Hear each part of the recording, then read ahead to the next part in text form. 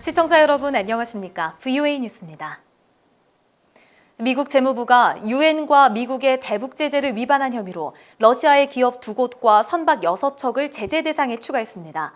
금융 제재를 다루는 상원 의원들은 비핵화 때까지 대북 제재는 계속돼야 한다며 환영했습니다. 김칸희 기자의 보도입니다. 미국 재무부가 유엔 안보리 대북 제재 결의를 위반한 혐의로 이번에 추가한 제재 대상은 모두 러시아의 기업과 선박입니다. 러시아의 프리모레 해양 물류 주식 회사와 구존 해운 주식 회사이며 이들 두 회사가 공동 소유하거나 운영 중인 패트리어트와 벨라 등 선박 6척도 포함됐습니다. 패트리어트는 올해 초 유엔 제재 대상인 북한의 선박들과 불법 환적을 한 것으로 전해졌습니다. 스티브 무누신 재무장관은 성명을 통해 러시아나 다른 지역에서 온 북한 선박들과 환적해서 어떤 물품이든 북한을 들고 나는 것은 유엔 안보리 결의와 미국 법을 위반한 제재 대상이라고 말했습니다. 중국과 러시아의 기업 3곳과 개인 1명을 제재 대상에 올린 지 6일 만에 추가 독자 제재 조치가 나오자 금융 제재를 다루는 상원 의원들은 환영했습니다. I hope we reach a time when North Korea completely gets rid of its nuclear weapons and its ability to make nuclear weapons. 추가 제재 발의를 시사하기도 했습니다. We'll continue to look at whether or not we're capable of doing more, whether or not they're being implemented appropriately, or what else might be done. 의원들은 추가 대북 제재 논의가 진행되고 있다며 북한과 불법 거래하는 기업과 개인에 대한 제재는 큰 효과가 있다고 밝혔습니다. VOA 뉴스 김칸희입니다. 북한이 지난 1년간 영변 5메가와트 흑연 감속로와 재처리 시설 설비를 가동한 흔적이 있다고 국제원자력기구 IAEA가 밝혔습니다. IAEA는 연차 보고서를 통해 영변에서 핵무기급 플루토늄 생산과 추출에 필요한 시설이 가동되고 있음을 보여주는 증기와 냉각수 배출이 관측됐다고 밝혔습니다. 또 남부 평산 광산에서도 우라늄 농축시설 가동 징후가 포착됐다면서 유엔 안보리 결의 위반으로 매우 유감스럽다고 지적했습니다. 북한산 석탄 반입 문제가 논란이 되고 있는 가운데 한국 정보당국이 제 역할을 했는지 의문이 제기되고 있습니다. 대북 감시 체계가 제대로 작동했다면 북한산 석탄 반입을 미리 막을 수 있었을 것이란 지적입니다. 함지아 기자입니다. 지난해 10월 최소 3차례 한국에 입항했던 신성아이오입니다.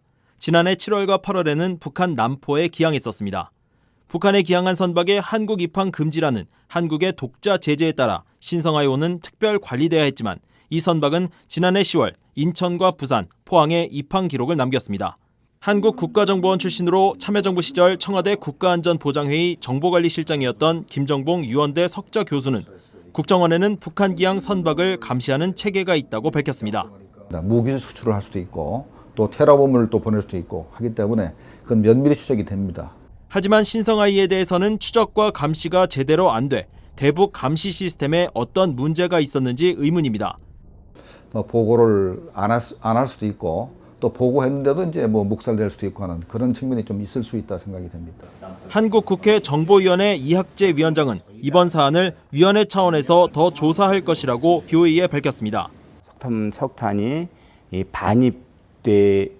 반입되는 정보도 사실은 우리 국정원이 제일 먼저 알았어야 되는 건데 그것도 파악하지 못했고. VOA는 이번 사안에 대해 국정원에 문의했지만 답변을 들을 수 없었습니다. 북한산 석탄 문제는 여전히 현재 진행형입니다. 야당 의원들은 국정조사를 통해 이번 문제가 해결돼야 한다는 입장입니다. 서울에서 VOA 뉴스 함지아입니다. 한국 군 당국이 유엔 대북 제재 결의에 따른 감시 활동으로 북한의 유류 밀거래를 적발했지만 제대로 조치하지 않았다는 지적이 나왔습니다.